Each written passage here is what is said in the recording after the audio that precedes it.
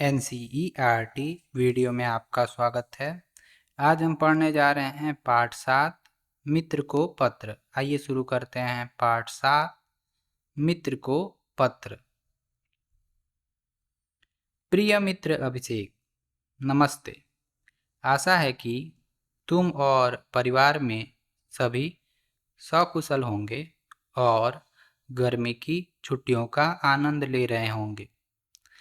मैं अपनी छुट्टियां मनाने अपने नाना नानी के घर गुवाहाटी आया हुआ हूँ। गुवाहाटी भारत के पूर्वोत्तर प्रदेशों का प्रवेश द्वार है। यह एक बहुत सुंदर और विशाल महानगर है जो ब्रह्मपुत्र नदी के तट पर स्थित है।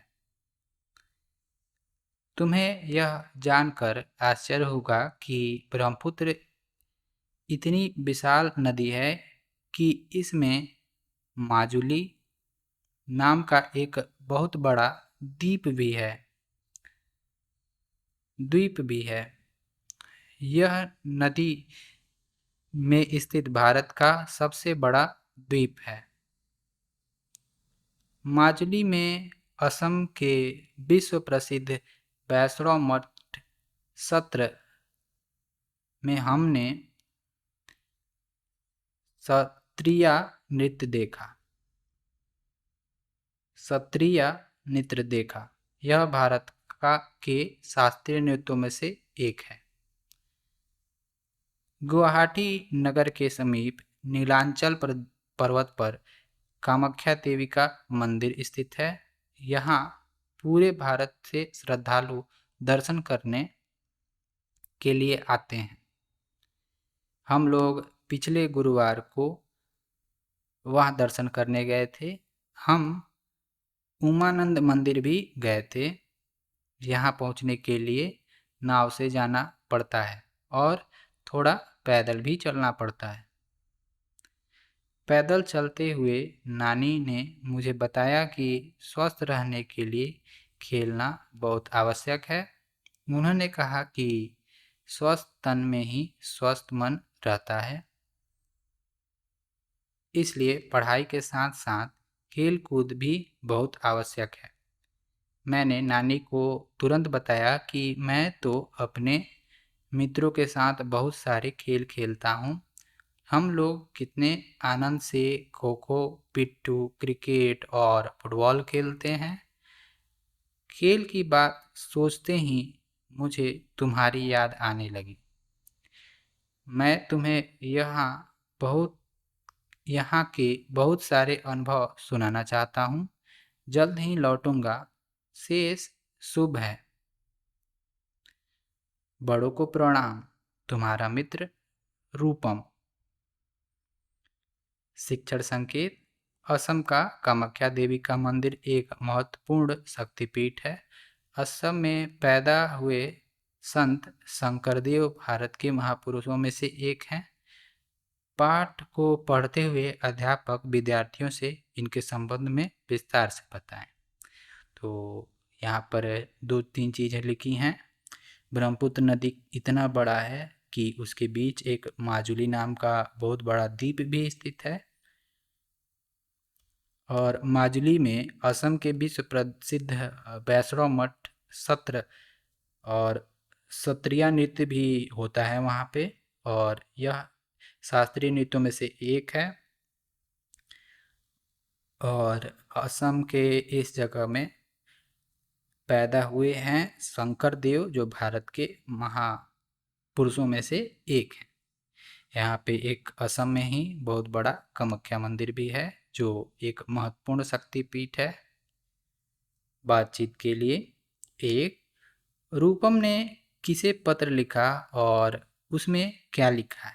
तो रूपम ने अपने मित्र अभिषेक को पत्र लिखा है और उसमें उसने नानी की यहाँ बिताई जा रही छुट्टियों के बारे में लिखा है। दूसरा, पत्र के अनुसार रूपम अपनी गर्मी की छुट्टियां बिताने कहाँ हुआ है? तो वह पत्र के अनुसार गर्मी की छुट्टियां बिताने गुवाहाटी अपनी नानी के यहाँ गया हुआ है। तीसरा, आप अपनी गर्मी की छुट्टियां बिताने कहाँ गए थे, बताइए। तो आप जहाँ भी गए होंगे गर्मी की छुट्टियां बिताने, उसे लिख सकते हैं। चौथा, शारीरिक श्रम के बारे में रूपम के नानी जी ने उसे क्या सलाह दी। तो रूपम के नानी ने बोला कि स्वस्थ तन में ही स्वस्थ मन वास करता है, इसीलिए पढ़ाई के साथ खेल कूद भी बहुत जरूरी है। सोचिए और लिखिए। एक, इस पत्र से गुवाहाटी नगर के बारे में आपको क्या क्या जानकारी मिली। तो गुवाहाटी नदी ब्रह्मपुत्र नदी वहाँ से होकर गुजरती है। यहाँ पर बहुत सुंदर और विशाल महानगर है और ब्रह्मपुत्र नदी के तट पर स्थित है। और ब्रह्मपुत्र नदी इतनी बड़ी है कि उसमें माजुली जैसा एक बहुत बड़ा द्वीप है। माजुली में ही वैष्णव मठ है जिसे सत्र कहा जाता है, वहाँ पे सत्रिया नृत्य भी देखा उसने। और बहुत सारी चीज़ों के बारे में बताया। वहाँ पे कामाख्या देवी का मंदिर था। गुवाहाटी के समीप नीलांचल पर्वत पर कामाख्या देवी का मंदिर स्थित है। और वहीं पे कुछ दूर पे ही उमानंद मंदिर भी है, जिसे नाव से चलकर जाना पड़ता है। दूसरा, शारीरिक श्रम करना क्यों आवश्यक है। क्या आप प्रतिदिन कोई शारीरिक श्रम करते हैं। तो आप बता सकते हैं आप क्या करते हैं शारीरिक श्रम के बारे में। आप टहलते हैं, एक्सरसाइज करते हैं, कुछ भी करते हो आप लिख सकते हैं। तीसरा, पत्र के अनुसार रूपम और अभिषेक कौन कौन से खेल खेलते हैं। तो रूपम और अभिषेक खो खो, पिट्ठू, क्रिकेट और फुटबॉल जैसे खेल खेलते हैं। चौथा, आपको कौन कौन सा खेल खेलना बहुत पसंद है, सूची बनाइए और लिखिए। तो आपको जो भी खेल पसंद है उसकी सूची बनानी है और लिखना है। भाषा की बात। एक, आपने जो पत्र पढ़ा उसमें कुछ खेलों के नाम आए हैं। आप और भी अन्य खेलों के नाम जानते हो तो उन्हें खेलते हुए होंगे, और उन्हें खेलते होंगे। नीचे दी गई वर्ग पहले में कुछ खेलों के नाम ढूंढिए और लिखिए, जैसे क्रिकेट, वॉलीबॉल, खो खो, पिट्ठू,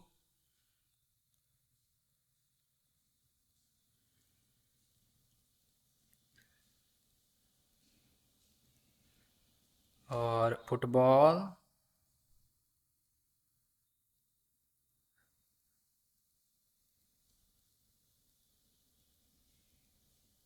और भी इसमें खेल होंगे। आप ढूंढें और लिख गोला लगाएं। दूसरा, क्या आपके घर अथवा विद्यालय में कोई अन्य खेल भी खेले जाते हैं। उनके नाम नीचे लिखिए। तो और आपके विद्यालय में कोई और खेल होता हो उनके नाम को लिख सकते हैं। तीसरा, पत्र में त्र तथा स्र संयुक्त अक्षर का प्रयोग हुआ है। पत्र में त्र संयुक्त अक्षर में त और र का मेल से बनता है। त्र संयुक्त अक्षर त और र के मेल से बनता है, और स्र संयुक्त अक्षर स और र के मेल से बनता है। अब आप पत्र में त्र तथा स्र संयुक्त अक्षरों का प्रयोग से बने शब्दों को ढूंढकर नीचे लिखिए। आप अपनी सोच से भी त्र और तथा स्र संयुक्त अक्षरों का प्रयोग से बने नए शब्द लिख सकते हैं। त्र से पत्र में ही त्र था, स से श्रीमान।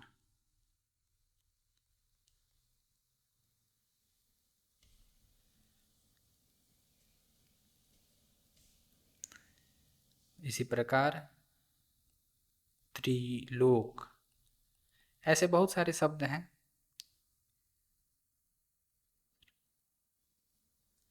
विश्राम, ऐसे बहुत सारे शब्द हैं। आप बना के लिख सकते हैं या जो पत्र में हैं उन्हें भी ढूंढ कर लिखें। चौथा, शब्द लड़ी बनाइए, जैसे घर में अंतिम वर्ण र है और अगली कड़ी में र से रस्सी लिखा है। अब आप इस शब्द लड़ी को पूरा कीजिए। तो घ र से फिर रस्सी, स से सांप, प से पपीता, प से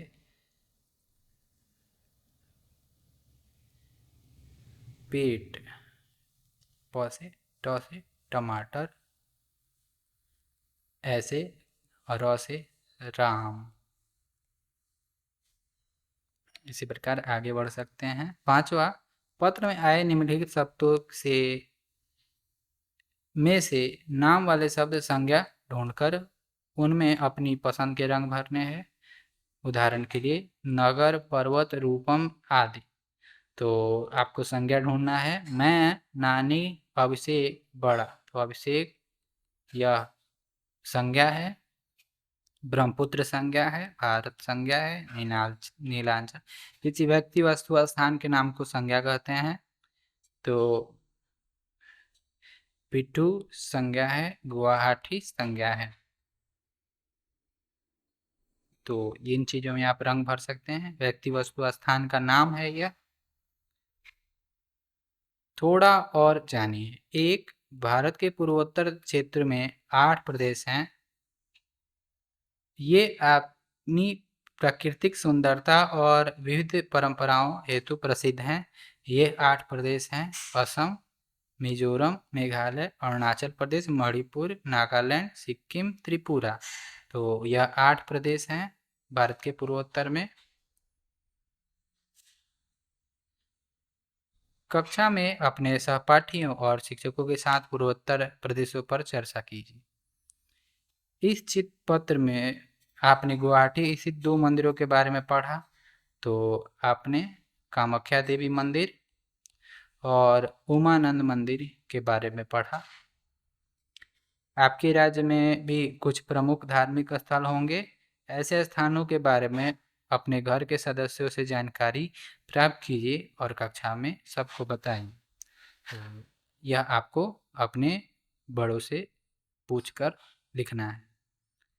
खेल गीत, समूह में खेले जाने वाले बहुत से खेलों के साथ सामूहिक रूप से गीत या तुकबंदियाँ गाई जाती हैं, जैसे कि हरा समंदर, गोपी चंदर। ऐसे ही कोई 2 गीत गाइए और लिखिए। तो यह गीत गा के लिख सकते हैं, या अगर आपको नहीं पता है तो अपने बड़ों से पूछें। इन्हें भी जानिए। यह पत्र के ऊपर के लिफाफे हैं। तो और लिफाफों पे कुछ टिकटें लगी रहती हैं। जितना दूर होगा जाएगा या जितना पत्र भारी होगा उसके हिसाब से इस पे टिकटें चिपकती हैं। टिकटों पे हो सकता है पशु पक्षियों के चित्र बने हो, मनुष्यों के चिन्ह बने हो, या किसी स्मारक या किसी वस्तु के चित्र बन सकती है। और पत्र की जो टिकटें हैं उस पे पैसे या रुपए में उनका दाम लिखा रहता है। तो लिफाफों और टिकटों के बारे में आप पता कीजिए। शिक्षण संकेत, विद्यार्थियों को अंतर्देशीय पत्र, पोस्ट कार्ड, डाक टिकटें, लिफाफे आदि के बारे में बातचीत। बच्चों से अंतर्राष्ट्रीय पत्र, पोस्ट कार्ड, डाक टिकटें, लिफाफे आदि के बारे में बातचीत कीजिए। उन्हें बताइए कि पहले इनका कितना अधिक उपयोग होता था। विद्यार्थियों को भी इनके उपयोग के लिए प्रोत्साहित कीजिए। तो आज भी ये चीज़ें उपयोग होती हैं, लेकिन दूर संचार जैसे कि मोबाइल और फैक्स, ईमेल, ये सब चीज़ें आ जाने से इनका उपयोग कम हुआ है। आज भी बड़ी बड़ी चीज़ें पत्र के रूप में, जैसे आपका कोई कागज़ है या कहीं बुलावा है या कुछ लिखित चीज़ें किसी को भेजना हो, जो कागज़ पे होगी उसे पत्र के माध्यम से ही भेजा जाता है। आप भी इसका उपयोग कर सकते हैं। आजकल ज़्यादातर पत्र संचार साधारण लोगों के लिए रक्षाबंधन और किसी चीज़ के न्योते-वोते देने होते हैं तभी किया जाता है पत्र का उपयोग।